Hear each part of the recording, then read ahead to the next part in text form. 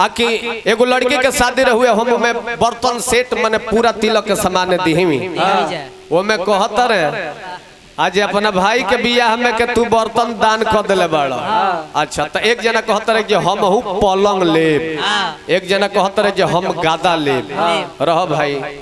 संजय तू अपन बहन के बियाह करी हो ओमे हम कहलहु बानी कि हमारा जथा शक्ति होई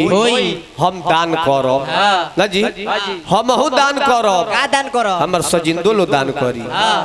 लक्ष्मण जी रो दान करब का औरा का करब पहले बताई। लो ना हम तो जान जाई कि इनका के पलंगे नु कहत रहे, इनका के पलंग देव, तोशक देव, गादा देव, रवो कुछ देव। इनकर बहन जौना गांव में जो है नु अच्छा वो गांव भर में हम निरोध बटवाए। बाप रे बाप। अरे हो दे क दे अनी ना। अब तू लगल अब हमारा से पंडित जी बढ़ चढ़ के बतियावे कहतर के हम समाज सेवा घरी करता नहीं जकरा बेटी के बियाह बा कुछ कुछ देव हम ठीक है नु बा रुआ ब्यास है रोज गाँव नहीं होता हमने के कमाता नहीं जा तो 100% में से 10% अगर समाजे के पैसा 10% समाजे में खर्चा कर दी जा तो हमने खातिर निमन न बा कहतर की पलंग देव, गादा देव, रजाई देव। एक जना बैठल बारे उनका से ही पूछत रे हालांकि पहले ही बतौले हो कि तू का देव बताई तू का देव तो उ कहतर कि हम जहाँ उनका बहनिया जाई नु गांव भर में कंडोम बटवा देव। कौन कलस ओहो कितना दुख के बात बा श्राद्ध में इतना ओछ बात रुआ सब बोल दिया नहीं बबुआ उहे कंडम तहरा गांव में बटाई रही तो तू भइल ना रहता समाज सेवा में खाली बर्तन तहरा गांव में बटाई रही तो उहे कंडम तो तू भइल ना रहता ना कोई मुझी में झुराई रही हाथ तोरी जय अरे कुछो बोल पंडित जी के बोलावल बा कि निमन निमन बात रुआ कह। हां ये सिखावत है ये सब खाली फालतू बात तू बतियाओ तो देखते नहीं। समाज सेवा में कोई अपन बहन दे दो ना अबू बाउर बोलबे तो तू बाउर बोलबो बोले के नहीं क्या बोले के तरह का हम यही जे स्टॉप करते नहीं चोंगा लागल भाई। अब कुकुर काट दी तो क्या करबो तू ओकरा के काट देबो ना जी कि जाके अपन सुई के व्यवस्था में लगबो के सुई ले। अब कौआ हक दी तो क्या करबो गुर्दे लेके ओकरा के चहेटे लगबो कि ओकरा के पानी उनी सोके के पोंछब। हालांकि अभिषेक बाबा में गलती नहीं है लड़का बड़ा सुमिरन में जितना जानत रहे अपन गौले हाँ बजौले हाँ नचले हाँ जितना नायका बछरुआ बारे सन वो कनी के हराई लगाई नया नया 1 घंटा तो पूरा तेज चलिए लेकिन जब तनी सा घाम होई नु 1 घंटा के बाद ऐसा छेड़िए से कि अपनो दैया भर दिए से हर वहो के दैया भर साजी का खियावे का मन ना करी सरोवर के 1 घंटा इनकर तेजी देख लेनी सब है एक बाद इनकर तेजी देखब इनका गीत संगीत कितना सजेला ताले ताले इनकर आवाज बढ़ल जाला एकदम निर्गुण के बेरा तक एकदम नथुनी से चले आवाज इनकर हो जाला लगी है गरम पानी मांगे कि गलगला करे के बा हमारा और 20% बैटरी दा हो गइल देखो तनी कि भाई के बियाह भइल बा पगलाई तू बार रोज घरे बारा चाय लो पिएला भरवा बकरियों के मुंह से दुलम वाले बारा चाय पिएला। अब तो पंडित जी देखत नहीं कि बहुत बाउर बाउर बात बोलते नहीं क्या कहता रही इस शब्द के प्रयोग रउआ ना करे के चाहत रहल श्राद्ध करे में बानी जा वो माई के श्राद्ध करे में बानी जा कितना श्रद्धा से सुरेश भैया मनोज भैया चाय बनवा के भेजले हो कम लोग के ब्याह जी के मंडली पी हमके पियत भी रहनी है जा तो चाय के उदाहरण हुआ मुँह से रुआ करे लगन राम राम राम वो में ब्राह्मण हो के एक मतलब कि रुआ पंडित जी है ना रुआ में पंडित जी के बीज खाली पड़ल बा पंडित जी के परछाई पड़ल हाँ उहे बात परछाई पड़ल देखी नु बाबा अब संगे गावला के नतीजा बराबरी मत बोली अब रुआ संग हम गावत तनी रुआ खाती उतने सौभाग्य के बात और रुआ लगनी बराबरी बतियावे त ई तनी बाबा हमरा ठीक ना लागल रास्ता भटकी जन बाबा रास्ता मत भटकी बहुत बहुत तनी शिष्टाचार में रही रौरा। अब तो बताई जो ना कहे कि यहाँ के कहत नहीं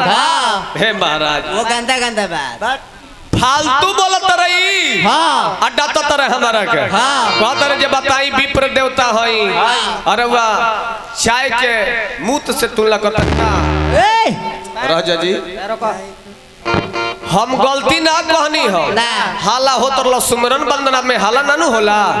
तो चाय चलत तो कहने की ना 11 बजता 11:30 होता है बड़ा चाय पियता लोग घरवा बकरियों के मुतवा ना मिलत होई तो हम तहलो के घरे कहत ने काहे गड़बड़ाता हट जइलो महाराज हम तहलो के घरे कहनी है जे ना कहनी हम आ तब की कहत ना आज विप्र देवता रे है नु अरे वो जितना फालतू बोलतनी फालतू जितना रे बोलतनी हमरा आज बुझा गइल हा आकि अरे वो पंडित जी है ना पंडित जी के रवा में बीज गलती से पड़ गइल बा अच्छा जाए दे भाईवा अजीत हलचल जी कसहु हम पंडित जी बानी नु अब वो गलती से पड़ गइल होखे तो आ चाहे सही से पड़ गइल होखे तो तू जगह फालतू बोलता रह तू भोकता रह तो इंसान खाली नहीं खब भोकत तू कुकुर जस भोकता रह हमरा आज बुझाइल है कि हमरा में तो इंसाने के न पड़ल बा तारा में कुकुर के बीज पड़ल बा पर ध्यान दी केकरा से मर्द बतिया होता नाम गंगा दास तुमड़ी में जले ना अब बताई हमरा सुंदर है बेंजू वाला के और तो मन पड़ल कोई घाली अभिषेक बाबा दू भाई नो है के अभिषेक तिवारी हाँ इनका से छोटे जने बड़े मिस्टेक तिवारी उनका गलती से हो गए रहे वो शीशा ना चाहते हुए हम मिस्टेक तिवारी तबे न उनका नाम है अभिषेक बाबा का ससुर जी मर गए कैसे जान से मर गए हैं खोरीला खोरीला अभिषेक बाबा का ससुर जी मर गए इनका भाई कहले के देखा भाई तू ब्याह हुआ तार सगरे मान मर्यादा बा नेवता पर तू ना जाइब हम जाइब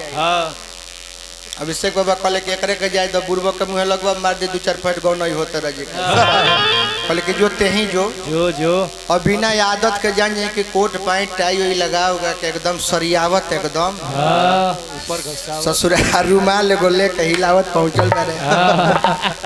अभिषेक बाबा का ससुर देखले कहले मिस्टेक बाबू रौरा आइल बनी अरे महाराज अब पूरा पोज बनौले बारे कहले कि अब कहाँ हमरा फुर्सत बा वो तो ससुरारी के बात रहल तो आ गए यहाँ अच्छा बैठी गोबर भी तो दिन पी जाता रोका हो रसगुल्ला ले लो पानी ले लो कि पानी पिही पानी नहीं खन पियो कहते के जी सभे लौकता आ वहाँ के कहाँ बने जी पानी पिही ना रोकी पानी पियत नहीं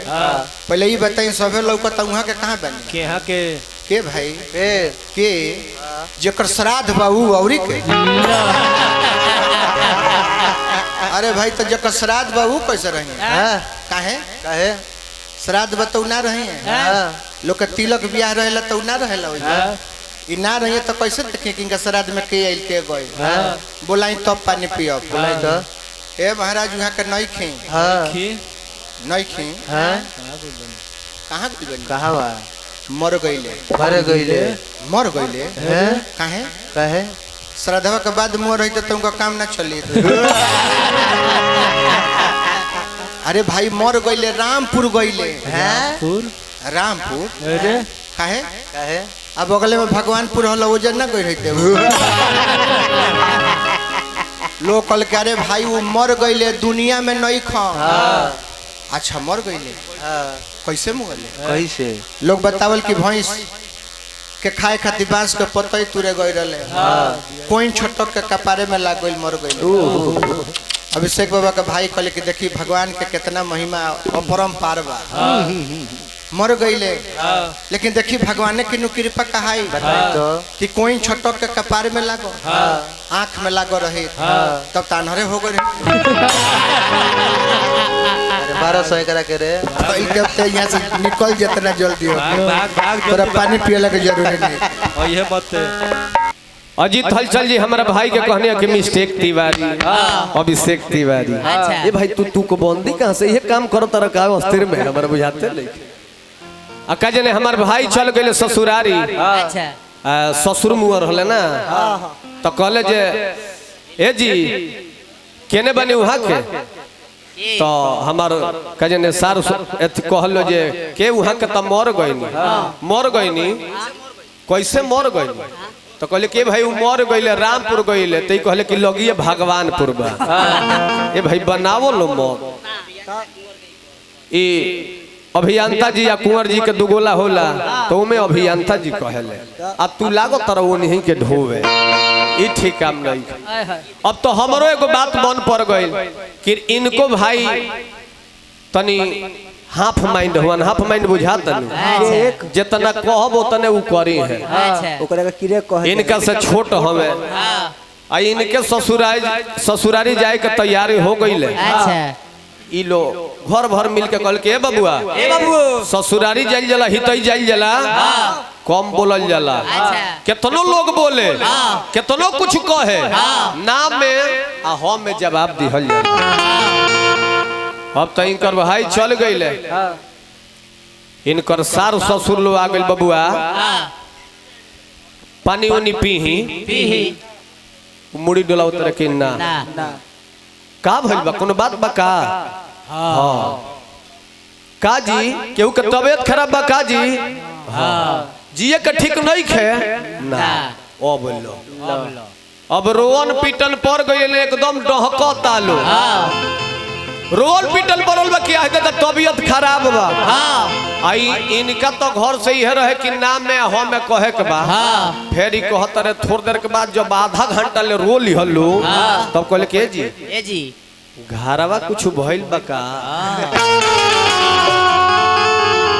उ लोग कहले के मारे रवे नु कनी हो आ कि जिए के ठीक नहीं खे मर गइले ना ना ऐसन बात नहीं खे हमारा घरवा ला कहला हसो